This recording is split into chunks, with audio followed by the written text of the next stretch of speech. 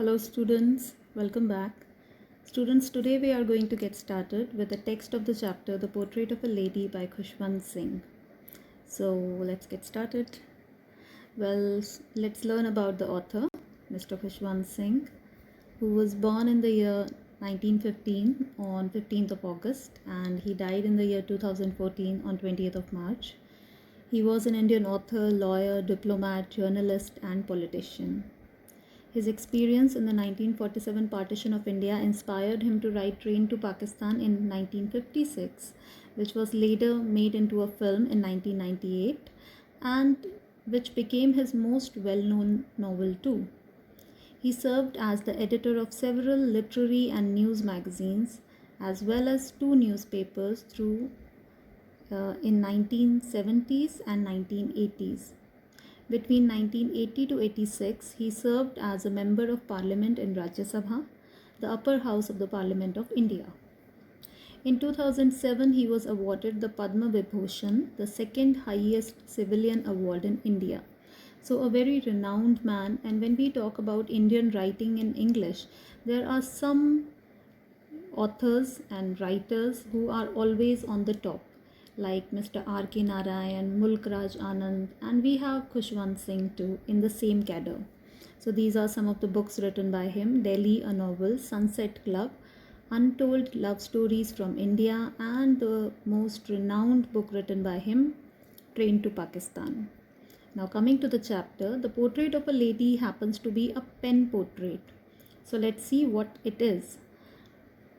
A pen portrait is an informal description of a person or a group of people. A pen portrait may discuss hard variables such as age or gender, but it should focus on softer dimensions such as attitudes, lifestyle, and appearance. So when we'll go through the portrait of a lady, the chapter, we will realize that how the author has portrayed the grandmother and all her physical features as well as her personality character too, that how she used to look and how she used to feel and how she used to spend her days, her lifestyle, as well as we will come to know and try to gather her characteristic features too. So that we'll do later. But before getting started with the text, I would like to go through the small creation. Her wisdom is an art. She shares so generously. Her words are golden threads that binds our family. We are covered by a quilt of love. It warms us like no other. God used the hands of one so dear, the one we call grandmother. So grandmother, we all have grandmothers, and when they are not there, we all miss them. Why do we miss them? Well, we miss them because they were so loving and so caring. They always placed their grandchildren ahead of themselves. Such selfless people are difficult to find, and that is why we miss our grandmothers when they are not there. So the narrator here too remembers his grandmother, and then he starts talking about the grandmother, and the chapter starts. So let's get started. My grandmother, like everybody's grandmother, was an old woman. She had been old and wrinkled for the 20 years that I had known her. People said that she had once been young and pretty and had even had a husband, but that was hard to believe. My grandfather's portrait hung above the mantelpiece in the drawing room. He wore a big turban and loose-fitting clothes. His long white beard covered the best part of his chest and he looked at least 100 years old. He didn't look the sort of a person who would have a wife or children. He looked as if he could only have lots and lots of grandchildren. So the narrator told us that the grandfather's picture was hanging above the mantelpiece. As you can see in the picture, the mantelpiece is basically the shelf over the fireplace. So the portrait was hanging in this manner. As you can see, there is one picture hanging. In the same manner, the grandfather's portrait was hanging above the mantelpiece. And the grandfather was an old man. He had a big turban on his head and his white beard was there, which was covering the major part of his chest. And he had never seen his grandfather. And after looking at his portrait, he always thought that this man can never be young, and he always had grandchildren and only grandchildren. So because he had not seen the grandfather, he could not assume him to be young, and to assume his grandmother to be younger and a child at that, it was an impossible thing. And he says the same thing: as for my grandmother being young and pretty, the thought was almost revolting. He could not believe that his grandmother could be a child once upon a time. She often told us of the games she used to play as a child that seemed quite absurd and undignified on her part, and we treated it like the fables of the prophets she used to tell us. So, these children, and especially the grandchild, the narrator here, always thought the grandmother could never be so young and would play like any other young girl. That was impossible. So, here also you can see that my grandmother, so young, it's an impossible scenario, that cannot happen.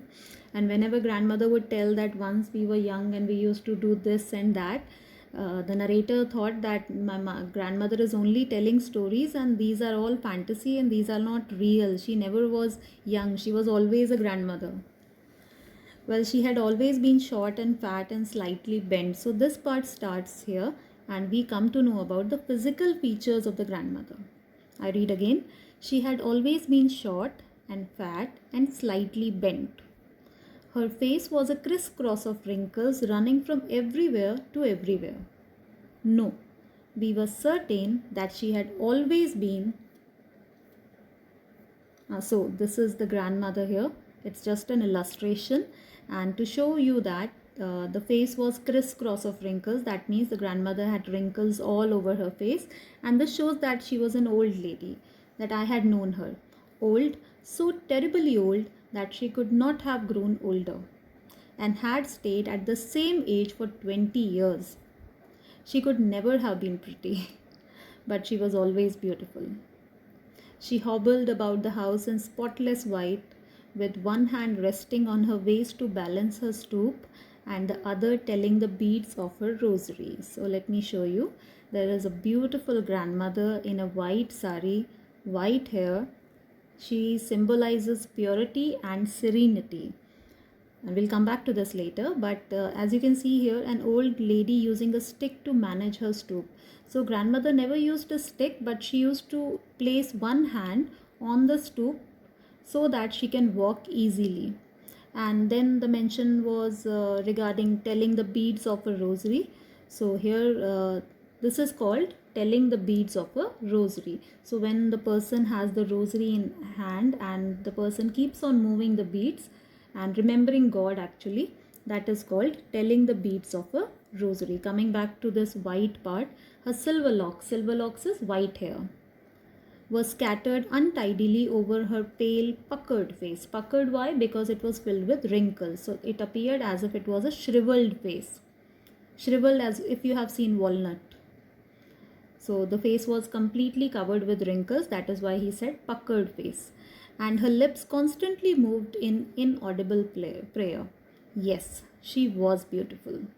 She was like the winter landscape in the mountains, an expanse of pure white serenity, breathing peace and contentment. So the the author has actually written it in such a poetic manner. Well, here we have a beautiful grandmother. She's completely covered in white.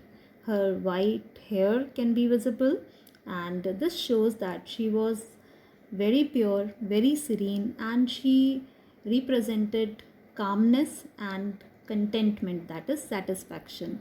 And it was as beautiful, as peaceful as the winter landscape in the mountains, an expanse of pure white serenity. Now look at the picture here. It's after the snowfall, the sun is shining, the entire area, the entire mountain region is covered with snow. The sky is so clear and beautiful. And when you look at a picture like this, the only thought that you have in your mind is that how pure the nature is. That kind of purity was found in author's grandmother. So he is comparing both.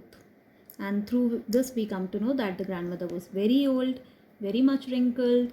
She was slightly bent, a little fat, So she was like any other lovely grandmother that we have seen. So let's move forward. My grandmother and I were good friends. My parents left me with her when they went to live in the city, and we were constantly together. She used to wake me up in the morning and get me ready for school. She said her morning prayer in a monotonous sing song while she bathed and dressed me in the hope that I would listen and get to know it by heart. I listened because I loved her voice, but never bothered to learn it. So, in the very beginning of this paragraph, the narrator mentions that he and his grandmother were very good friends. And when we say good friends, how do we become good friends? We only become good friends with a person when we spend a lot of time, when we rely on each other, when we share a lot of things. So, the grandmother and the narrator, they spent a lot of time together, they relied on each other, they had fun with each other, and they shared many things together. So that is why the narrator mentioned that they were good friends, and you can see the daily routine that the grandmother took complete care of the boy when the parents were busy earning money in the city. Then she would bath me. Then she would fetch my wooden slate, which she had already washed and plastered with yellow chalk, a tiny earthen ink pot, and a red pen, tie them all in a bundle, and hand it to me. So the grandmother not only would groom the child in the morning hours, but would also get his things ready, like the wooden slate here, and the ink pot, earthen ink pot, and a pen. And when both of them are ready, after the breakfast of a thick stale chapati is an old chapati. Like if you are eating it in the morning, then it means that you have prepared it during the evening hours, and now you are using the same chapati for the morning breakfast. That is why stale chapati. With a little butter and sugar spread on it. We went to school. She carried several stale chapatis with her for the village dogs. So here we have the stale chapatis, and she used to take these stale chapatis for the village dogs. My grandmother always went to school with me because the school was attached to the temple. The priest taught us the alphabet and the morning prayer, while the children sat in rows on either side of the veranda, singing the alphabet or the prayer in a chorus. Chorus is collectively, all of them doing the same thing together. My grandmother sat inside reading the scriptures. So both of them used to share a lot of time and space together, because even when they were outside home, the school and the temple were actually beside each other. So they were always close to each other. So when the boy was studying in the school, the grandmother was busy reading the old Indian scriptures, as in the holy books. When we had both finished, we would walk back together. This time, the village dogs would meet us at the temple door. They followed us to our home, growling and fighting with each other for the chapatis we threw to them. So, this showed that grandmother was very caring, not only towards her own grandson but also towards the village dogs. This shows her selfless nature and generous attitude. When my parents were comfortably settled in the city, they sent for us. Sent for us, called us. That was a turning point in our friendship. Although we shared the same room, my grandmother no longer came to school with me. I used to go to an English school in a motor bus. There were no dogs in the streets, and she took to feeding sparrows in the courtyard of our city house. So this was the turning point where everything started changing. The grandmother and the grandchild, they were shifted to the city. The boy started going to an English school by a motor bus. So yes, they shared the same space, but they could not share the time together, and they started deviating from each other. The separation started actually, and there were no village dogs there. So the grandmother, being a selfless and so generous throughout her life, she started feeding the sparrows. You can see the sparrows, such little cute birds, and she used to do it in the courtyard. So the courtyard is basically an open space which is usually covered by, or usually bound. It is basically situated right in the middle of a covered area. So here you can see it is situated in the middle of the house. As the years rolled by, we saw less of each other. For some time, she continued to wake me up and get me ready for school. When I came back, she would ask me what the teacher had. So the grandmother started feeding the sparrows in the city house.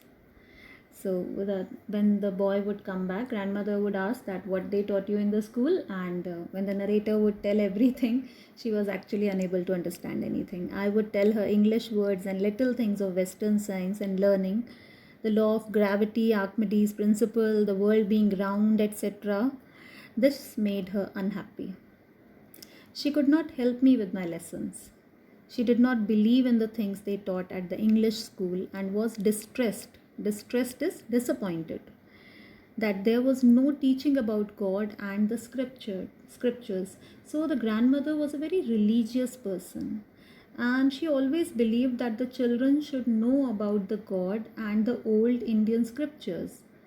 And in the English school, nothing of that sort was happening. She was completely disappointed in the schooling system. That yes, the children were learning something in English, something about the world, but they were not learning about themselves and the soul and the God. For her, these things were more important than learning all the English words and the scientific principles. But then there was a major event. One day I announced that we were being given music lessons. She was very disturbed. To her, music had lewd associations. Lewd is ungraceful. It was the monopoly of harlots and beggars and not meant for gentlefolk. So she always thought that music is not associated with the people of good family background, because the beggars only would sing and the harlots only would sing. Music lessons should not be given to the family members of good reputed families. She was completely disturbed with that, and she stopped talking about studies and everything. And that is when she started separating herself from the rest of the family. She said nothing, but her silence meant disapproval. She rarely talked to me after that, and maybe because she realized that the boy is changing a lot. So she distanced herself. When I went up to university, I was given a room of my own. The common link of friendship was snapped. Snapped is broken. So earlier they shared the same room, though they did not share a lot of time or lot of thoughts also, but still they shared the same room. But after the boy started going to the university, he was completely grown up. Their common link was also broken, and they could not see each other, share anything. So obviously the distance kept on growing, and the variables changed, and the way in which their relationship was moving forward was actually not that good. The common link of friendship was snapped. My grandmother accepted her seclusion with resignation. Accepted her seclusion with resignation is the grandmother accepted her loneliness without any resistance. And this shows that not only she was very patient, but she was also very flexible. She always lived in the village, and suddenly in her old age she was living in the city, and it would have been very difficult for her to adjust in the city life, but she accepted everything very peacefully without complaining even a bit. She rarely left her spinning wheel to talk to anyone. From sunrise to sunset, she sat by her wheel spinning and reciting prayers. Only in the afternoon she relaxed for a while to feed the sparrows. So this is how her daily routine changed. She used to spin her wheel and recite her prayers, and that is how she used to manage her old days. And in the free time she would feed the sparrows, and whenever she would feed the sparrows, that used to be her happiest time. While she sat in the veranda breaking the bread into little bits, hundreds of little birds collected round her, creating a veritable bedlam of chirpings. So you can imagine hundreds of birds came there, and they were all so fond of the grandmother, who would break these breads into little bits so that these little creatures could eat them properly. Such a selfless lady. Some came and perched on her legs, others on her shoulders, some even sat on her head. She smiled but never shooed them away. It used to be the happiest half hour of the day for her. And this shows that how she was happy with the small things and she adjusted herself in the city life, managing her time somehow. So, with this, I would like to close it for today. The next part of the chapter I will take up in the next session, but I will quote it.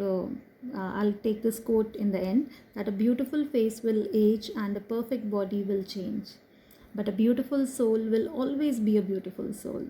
So, the grandmother, no matter where she was, whether she was in the village, whether she was in the city, she was always loving, caring, selfless, generous, like any other grandmother.